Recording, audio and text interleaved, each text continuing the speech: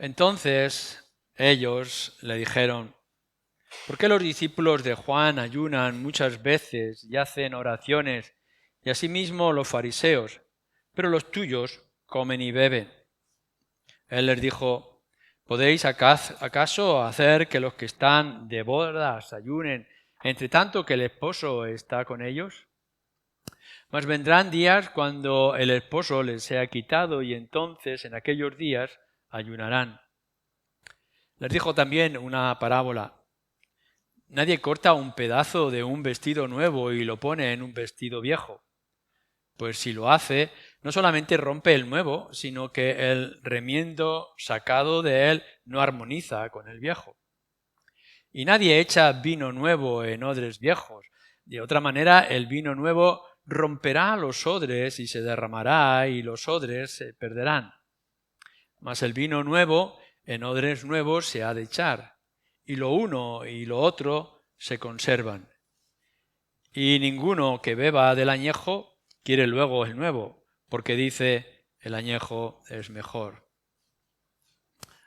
Así que ahora lo que tenemos aquí es una pequeña cuestión que le hacen a nuestro Señor Jesucristo, que, como ya hemos visto en otras ocasiones, aprovecha para traer una instrucción más y más amplia en todo lo que era su ministerio. Lo que podremos notar es que nuestro Señor Jesucristo, conforme vamos viendo en el Evangelio de Lucas, se puede ver también en los otros evangelios, va desarrollando su enseñanza.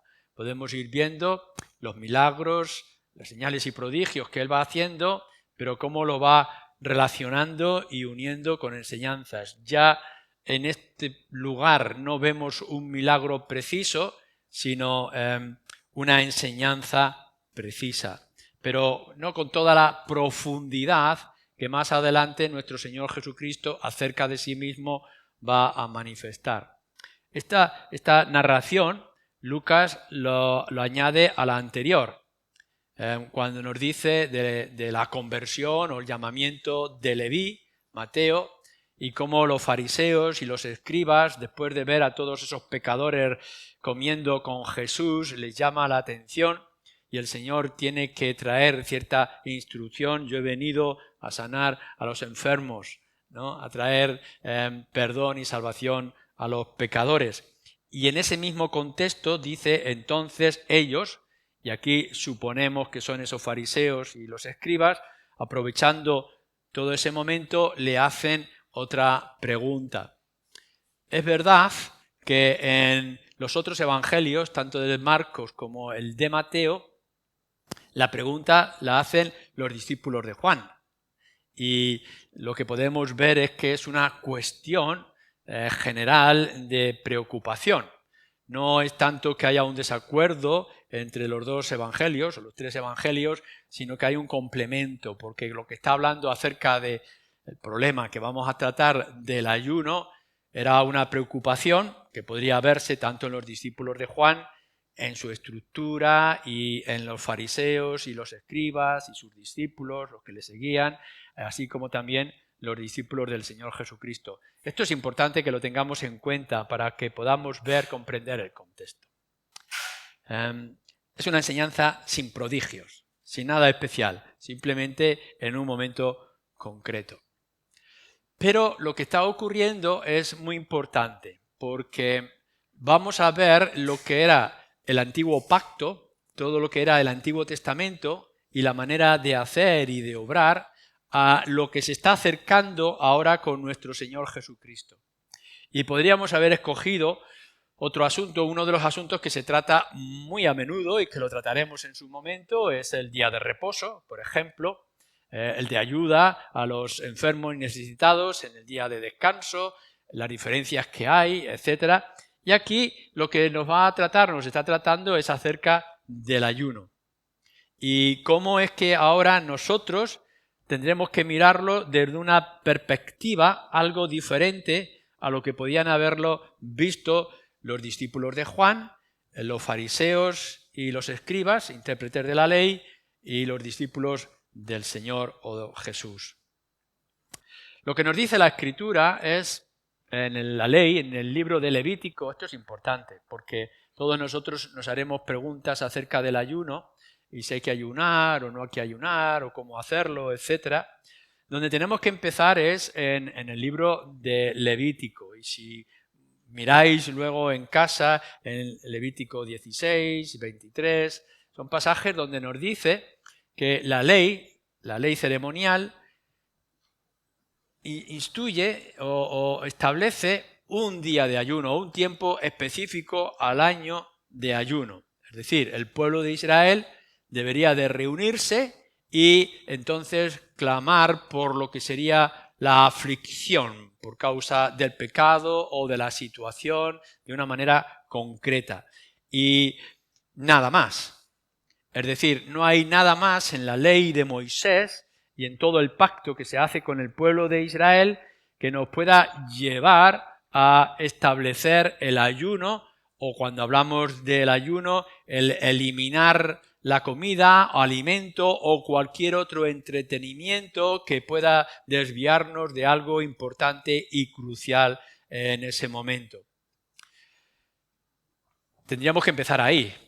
Lo que sí vamos a ver a lo largo de todo el Antiguo Testamento es que el pueblo de Israel, sin que haya ningún tipo de normativa con respecto al ayuno, lo empieza a aplicar en sus propias vidas. Así podemos ver de la situación de Nehemías y podemos ver de algunos personajes, incluso en los mismos salmos, y lo podemos ver en los profetas, que se llama al ayuno o se critica al ayuno, porque lo que ocurre es que empieza a ser una práctica dentro de lo que era la Iglesia y la vida de los creyentes. No hay nada, vuelvo a decir, que nos diga vosotros tenéis que ayunar de esta manera y lo haréis cuando bien os parezca o es relacionado con estas situaciones. Pero el pueblo de Dios, empieza a tomarlo como algo particular en sus propias vidas, en sus circunstancias y algunas de esas circunstancias excepcionales. La Escritura no tiene nada que decir. Al contrario, vemos que la palabra de Dios anima a que podamos utilizar esta práctica del ayuno. Estamos hablando del Antiguo Testamento. No hay ningún tipo de contradicción, sino al contrario, que tengamos una actitud de buscar al Señor y de dejar todo aquello que nos pueda desviar en ese asunto urgente que podamos tener delante de Él. Es como algo más práctico. El hecho de no comer y dedicarnos a la oración y que podamos afligir, como nos dice el Levítico, nuestro corazón, etc. Es una manifestación de preocupación, de inquietud, de desasosiego, algo que se nos cruza en la vida que no sabemos cómo afrontar y que ya no es suficiente con que hagamos una oración esporádica, como hace Salomón delante del templo y como nos dice de qué manera oraremos al Dios del cielo y Él responderá, etc. Sino que hay más profundidad a la hora de querer buscar. El problema ocurre, y así luego lo van a hacer los profetas, señalarlo, es cuando convertimos esa necesidad o empuje emocional y espiritual en un ritual. Y entonces empecemos a exigirlo y a aplicarlo a todos los demás que no lo haya podido ver. Podemos llamar a un ayuno general, abierto, ayuno del pueblo para buscar. Pero podemos ver que se convierte en un ritual superficial, como ocurre con todos los demás mandatos del Antiguo Testamento. Ya fueran de las fiestas o de los sacrificios o de los alimentos, de guardar el sábado de una manera concreta, lo vamos convirtiendo, o el pueblo de Israel lo va convirtiendo en una manera rígida y obligatoria, sin ningún concepto o sentido espiritual. Y entonces se tienen que levantar los profetas y denunciarlo. Y podremos ver en el Antiguo Testamento en algunos momentos donde Dios, hablando a través de los profetas, dice: yo no quiero esto. yo no quiero vuestros ayunos, no porque él esté en contra del ayuno, quien lo había manifestado en el libro de Levítico. No es que él esté en contra de que el pueblo se aflige por causa de su pecado, sino cuando lo convierten en un ritual pensando que hacer eso va a traer ya de por sí una bendición de parte de Dios. Y lo que nos dicen los profetas y nos dice Yahvé, nos dice Dios, yo lo que quiero es un corazón arrepentido, yo quiero misericordia. Yo quiero que andéis y tengáis misericordia con respecto a los demás. Justicia y misericordia. Isaías, capítulo 58, Zacarías, capítulo 7 y en otros lugares además. Se estaba convirtiendo en un ritual meritorio. Y el problema que nos encontramos, estamos hablando del Antiguo Testamento, pero el problema que nos encontramos es que esto mismo ocurre en los círculos evangélicos. Es decir, que tomamos la misma actitud y nos dejamos llevar en la misma línea que hacían en el Antiguo Testamento. No hay nada que nos diga las Escrituras que el ayuno hoy en día sea una necesidad, sea una obligación, sea parte de la vida cristiana o que sea parte de nuestros rituales. No hay ningún lugar en las Escrituras que nos pueda decir esto para el día de hoy, pero tampoco hay nada que nos pueda decir que está en contra de los ayunos que podamos hacer ante un corazón afligido o una situación desesperada o una preocupación grande en lo que es a lo largo de nuestras vidas. Así que la misma inclinación natural y carnal que tenía el pueblo de Israel de convertir en algo rígido e insensible ya simplemente en una costumbre que podía exigirse a todos los demás. Nosotros ayunamos, dicen los fariseos, Juan el Bautista con sus discípulos ayunan, ¿por qué tus discípulos no ayunan? De lo mismo que va a decir con respecto a las comidas y a recoger pigas en el día de reposo y lo demás. Y hoy en día tenemos que luchar contra ese problema. Que cada uno pueda ver la necesidad de acercarse a Dios de una forma u otra, la intensidad de sus oraciones, la manera en que pueda hacerlo, pero no lo podemos vincular en las Escrituras a ningún deber cristiano, sino a una posibilidad para cada uno de nosotros de manera personal. Y eso lo podremos aplicar a otros muchos rituales evangélicos o costumbres evangélicas, que para unos pueda ser de una gran bendición y para otros, vamos a mirarlo un poco más adelante, lo puedan ver de manera distinta. Y fijaros bien que en este contexto, cuando está el Señor Jesucristo respondiendo a la inquietud, ya fuera de los discípulos de Juan el Bautista y de los fariseos, fijaros cómo responde. La pregunta es así: ¿por qué los tuyos no comen? ¿Por qué los tuyos comen y beben en lugar de ayunar? Antes ya les habían criticado: ¿por qué coméis con los pecadores? Estos son impíos, ¿por qué os sentáis a la mesa con ellos? Cosa que en la Escritura no se dice nada de esto en un sentido.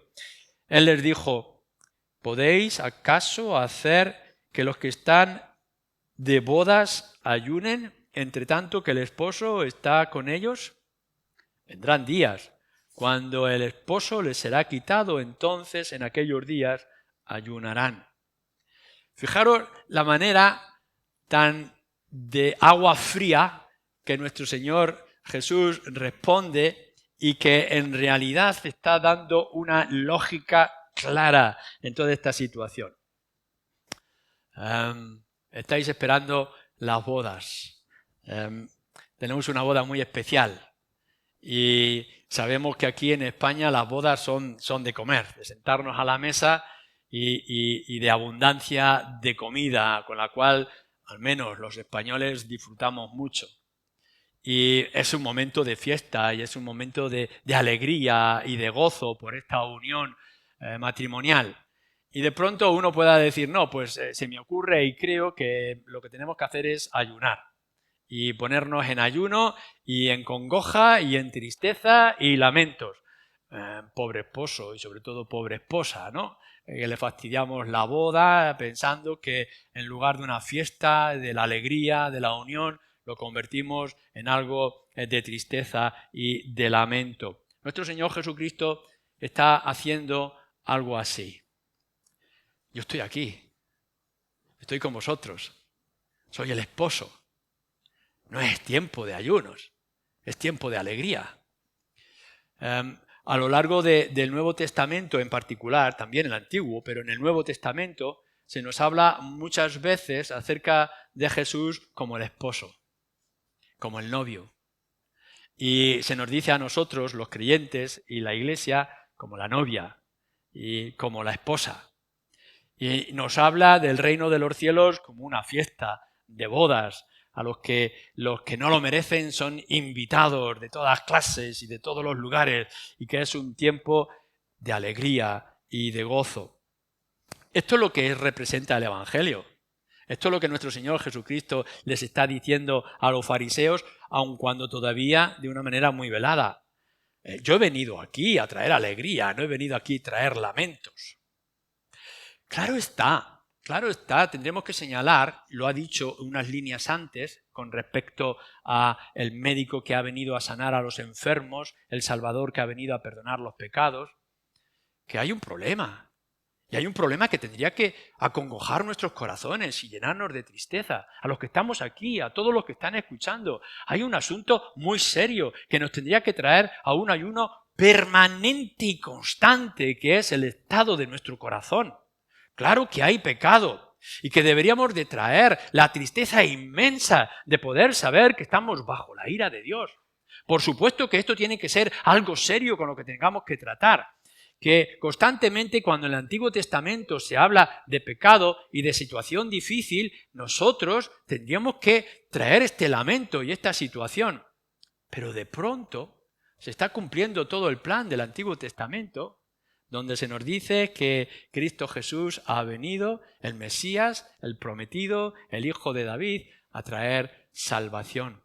Entonces ahora lo que nosotros tenemos que centrarnos, y es lo que nos está diciendo el Señor Jesucristo, nos está diciendo Lucas, es el tiempo de alegría. Ahora es el tiempo de gozo. Ahora es el tiempo de nuestro Señor Jesucristo. Cuando nosotros pensamos en el Señor Jesucristo y pensamos en su obra, no tenemos que centrarnos únicamente en nuestro pecado. Si hay alguno de vosotros que no es creyente, ya sea joven o sea mayor, si alguno no ha rendido su corazón de la manera adecuada en arrepentimiento y fe, es el momento de poder hacerlo. No podemos partir de aquí pensando que las cosas están bien cuando no están bien, pensando que estamos sanos cuando no estamos sanos, pensando que estamos salvos cuando estamos en un terrible peligro. Pero el hecho mismo de descubrir que Cristo es nuestro Salvador y que ha venido a contraer unión con nosotros, aunque no lo merecíamos, y abrirnos las puertas del cielo, entonces toda la perspectiva cambia. Y lo que Jesús le está diciendo a los fariseos, ya he llegado, ya he venido. Ellos saben, mis discípulos, que estoy con ellos, que la entrada del reino de los cielos está aquí, que la salvación se va a extender, que vamos a ir por todos los lugares y que cuando yo sea levantado en alto, que es la cruz, entonces el evangelio se va a expandir por todos los lugares de la tierra. Es el tiempo del gozo y es el tiempo de la alegría. Por tanto, cada vez que nosotros, que tú, te puedas acercar al Señor Jesucristo, te tienes que acercar al Señor Jesucristo con el gozo de saber que las cosas importantes, es decir, la salvación de tu alma, ya está conseguida. Ya estás bien, ya estoy bien en el Señor Jesucristo. Ahora yo puedo caminar en la dirección correcta que me lleva hasta el cielo. Tiempo habrá, dice el Señor Jesucristo, y se refiere a cuando esos 3 días estará muerto y enterrado, esperando su resurrección. Tiempo habrá en que los discípulos tendrán que llorar amargamente porque el esposo les es quitado, porque su esperanza en un momento de oscuridad, el cielo se oscurece y el velo se rasga del templo, hay un momento de tremendo luto y es donde los discípulos en un momento de desánimo dicen que será de nosotros. ¿Y ahora qué? Toda nuestra esperanza es en el Señor Jesús, que estaba en medio de nosotros para ser el Rey, Salvador, era el Mesías, y ahora no está y le han quitado la vida. En ese momento triste es el momento del ayuno. ¿Y ahora qué va a ser de nosotros? ¿Qué va a ser del pueblo de Dios sin el Señor Jesucristo? Pero sabemos que al tercer día nuestro Señor Jesús resucitó y con Él toda la victoria. Y aquellos que estaban asustados y preocupados los podemos ver luego en Pentecostés, en ese lugar alto, recibiendo el poder del Espíritu Santo y saliendo en medio de la ciudad, proclamando el Evangelio en todos los idiomas conocidos de aquel lugar, y la multitud, 3.000, 5.000 personas, llegaron a convertirse. Es las buenas noticias de nuestro Señor Jesucristo. Entonces, nuestro ayuno, el ayuno que nosotros podíamos pensar y que podíamos tener, está íntimamente vinculado a la persona y la obra de nuestro Señor Jesucristo. No hay nada que Él no haya podido atar o desatar. Él lo tiene todo en sus manos. Todas las cosas me han sido entregadas y mis enemigos ahora están debajo de mis pies, como si fuera mi estrado. Y yo he visto caer en maldición al ángel que se levantó al enemigo, que tenía todo el poder, o así él lo podía pensar. Nosotros estamos en esa posición de desahogo, de ánimo, de paz, de certeza, de esperanza para cada uno de nosotros. ¿Qué significa esto ahora con respecto al ayuno? ¿Cómo podemos entender el ayuno hoy en día? Dejadme que os diga algo. El ayuno no tiene ningún sentido ni ningún fundamento por sí mismo. No es algo que nosotros podamos hacer como un ritual evangélico. Todos los rituales evangélicos del Antiguo Testamento ya no están.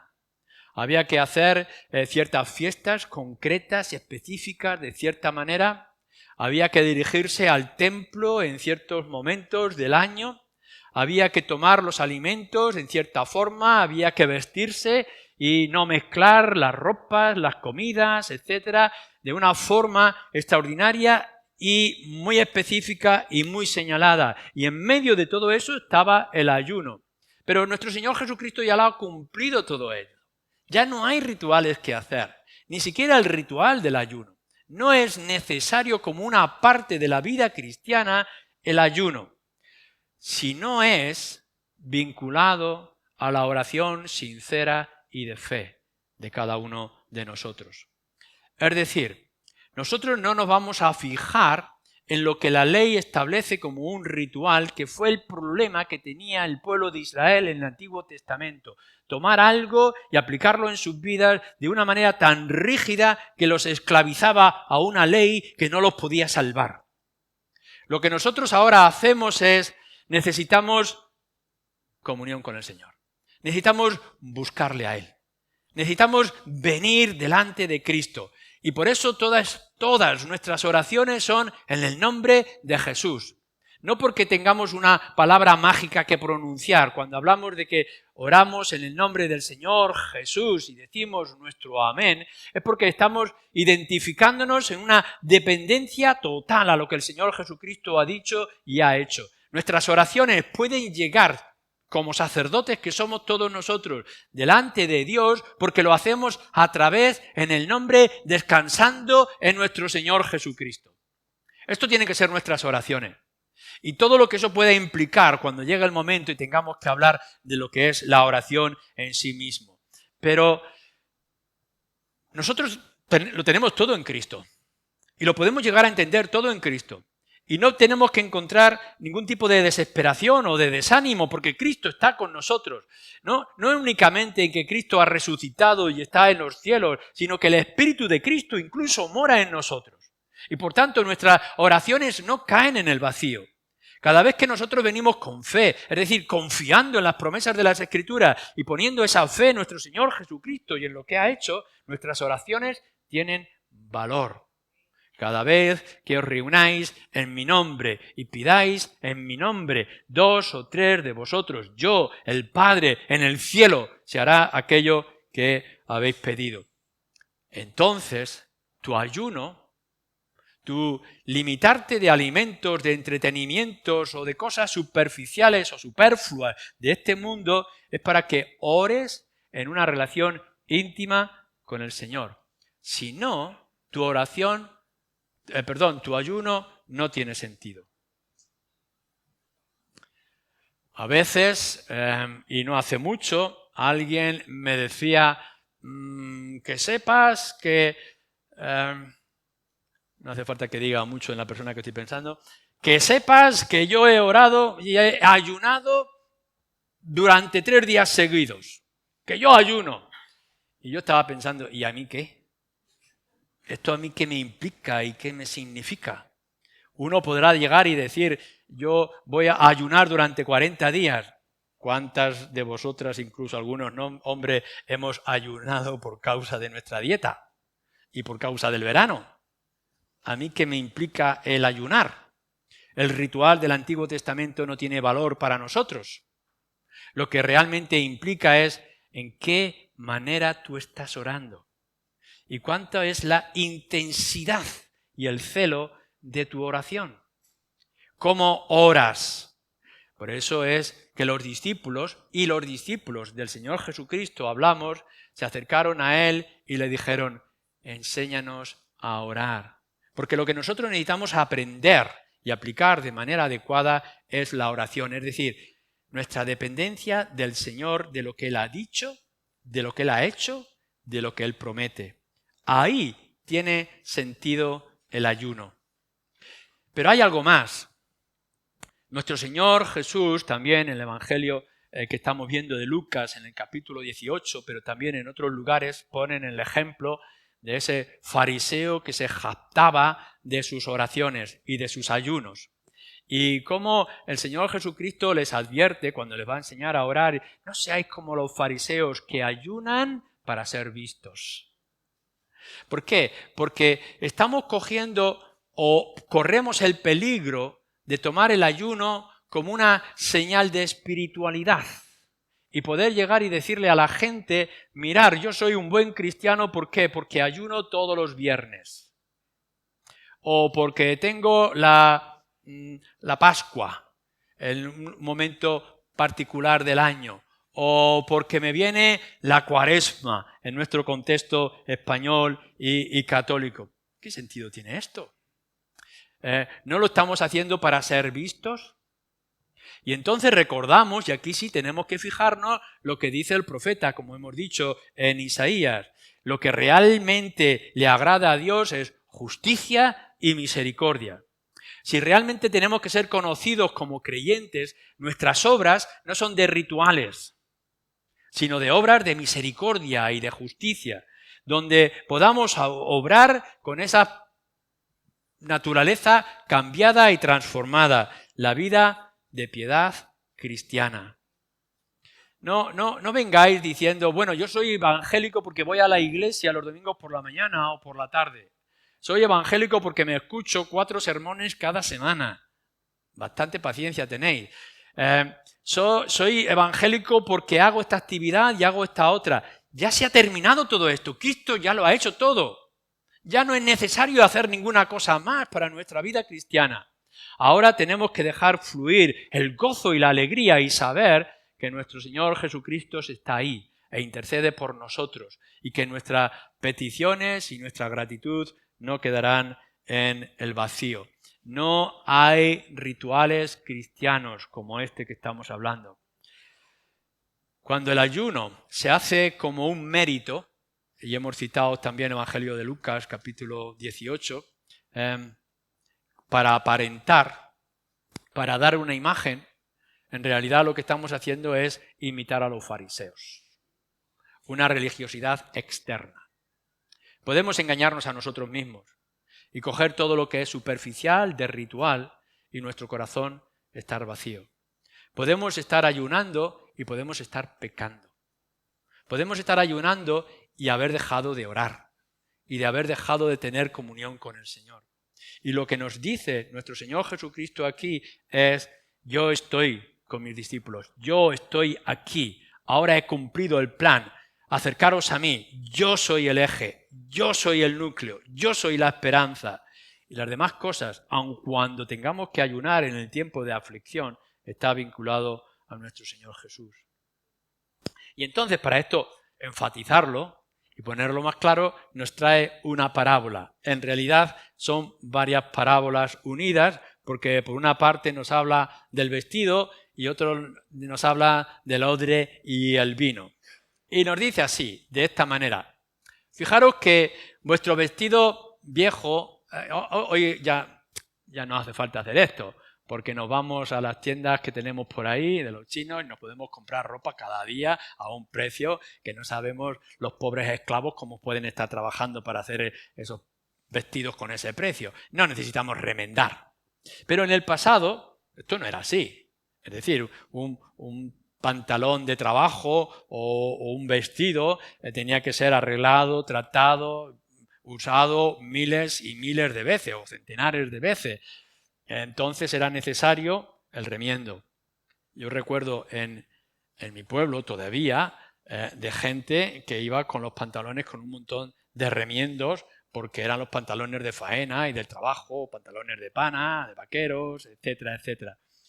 Ahora, el Señor Jesucristo, que siempre nos pone las parábolas de las cosas cotidianas, nos dice: fijaros lo absurdo que es, que os compráis un vestido nuevo. Habéis hecho el esfuerzo de tener un vestido nuevo. Y como le tenéis mucho cariño a ese vestido viejo, rompéis el vestido nuevo para arreglar el vestido viejo. Esto es ridículo. Y claro, en la mente de aquellas personas estarían diciendo: vamos a ver, ¿cómo me voy a comprar yo algo nuevo para arreglar algo viejo? Que simplemente va a seguir siendo viejo y además no va a conjugar, porque mi vestido es liso y lo que me he comprado es de rayas. Y esto no conjuga. Esto en la mente de ellos era ridículo. Pues el Señor Jesús está diciendo: esto es ridículo con respecto al ayuno. Y esto es ridículo con respecto a mí, que ya estoy en medio de vosotros. No podemos armonizar lo antiguo, el pacto antiguo, que ya está siendo cumplido con nuestro Señor Jesucristo, con lo nuevo que el Señor Jesucristo está estableciendo. No podemos unir las cosas que fueron antes con las cosas que vienen ahora. Juan el Bautista con sus discípulos está entre medias. Y nuestro Señor Jesucristo está cerrando una puerta porque ha cumplido todas las demandas de la ley, toda la vida ceremonial, todos los símbolos, para abrir una puerta nueva que es todo en espíritu y en verdad, que es el Evangelio. Y ahora todas las cosas cambian, le dice aquella mujer samaritana. Estamos en medio de ello. Y lo que está diciendo nuestro Señor Jesús es: no tiene sentido que tomemos de lo nuevo para remendar lo viejo. Lo que tendríamos que hacer es que tomemos todo lo nuevo y que dejemos todo lo viejo, todo lo antiguo. El pacto nuevo soy yo. El pacto antiguo era todo el pacto de Moisés. Yo he cumplido con todas las cosas. Ahora vengo con la nueva vestidura. Ahora vengo con el nuevo gozo. Ahora soy el novio en medio de vosotros. Por tanto, no podemos mezclar. No tomemos rituales como el del ayuno para añadirlo en lo que es adorar al Señor en espíritu y en verdad, en la libertad y el nuevo pacto que nos trae nuestro Señor Jesucristo. Jesús es el fin, Jesús es el cumplimiento. Todas las cosas ahora son hechas nuevas. Y nos dice otra parábola, que es la del vino y los odres. Ya sabéis que antes se cogían los carneros, las cabras y sus pieles se trataban de tal manera, se curtían de tal forma que podían hacerse recipientes para el vino o para el aceite o por otros materiales. Se cogía, se cerraba, se cosía, se ataba con cuerdas por medio del cuello y de las patas, se le daba la vuelta y aquello se convertía en lo que en La Mancha siempre hemos tenido la bota de vino, pero odres más grandes. Y en eso eran los recipientes para el transporte. En los animales se ponían estos odres con el vino.